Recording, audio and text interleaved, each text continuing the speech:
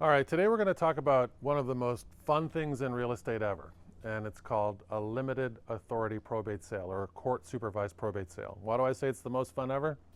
It isn't. What you have to understand about this process is if somebody passes away without a proper trust and decisions have to be made, there can be a lot of interesting family dynamics going on.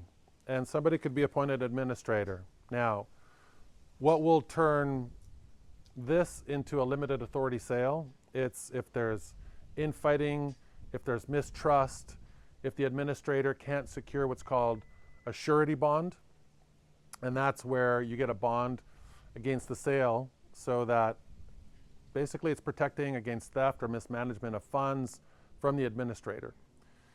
And what I'll tell you is this process, if it's a limited authority sale, there are so many steps and hoops to go through.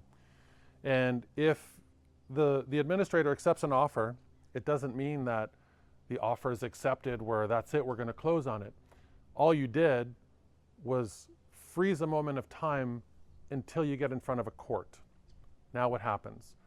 You don't even change the status of the property when you accept an offer. It has to stay in active status. So the buyer goes, well, why is it still being marketed? It's because once limited authority happens, that accepted offer still has to go in front of a court, and there's still something called an overbid process that can happen in the court, where there's all this mathematical calculations of what an overbid number has to look like. So it's unlikely that somebody's going to overbid you. But if you're buying a sweet deal and you're waiting for months to get in front of the court and then somebody comes at the last minute and swoops up and takes it from you, that can happen. For the people that are actually the beneficiaries or the heirs to that estate, you could be waiting months and months. And then when you get in front of the court, if one thing is out of line, guess what? Nothing gets done that day, and everybody has to come back again. So time, money, mistrust, additional infighting, there's so many things that can happen if you have to have a court supervised probate sale. We have a list of the reasons this can happen and why, if you can avoid it, not to do it. And literally we have a limited authority sale right now that because it's taken so much time and there have been so many problems, including something called a referee valuation. Way too much to tell you on one video. But if the potential sales price doesn't fit within a box, if somebody feels it's lower and all the offers are coming lower, you can't accept that offer.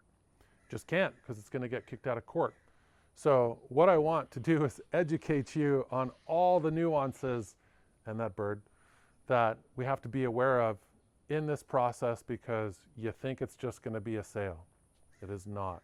It can be the biggest headache you've ever experienced, both as a buyer and the administrator trying to facilitate the sale. Please don't hesitate to reach out to us. This is something I focus on heavily, is probate, trust, and there's so much to know in that world. And just because you think you want to go in a certain direction, might not be the right direction. Please reach out to us. We'll send you what you need.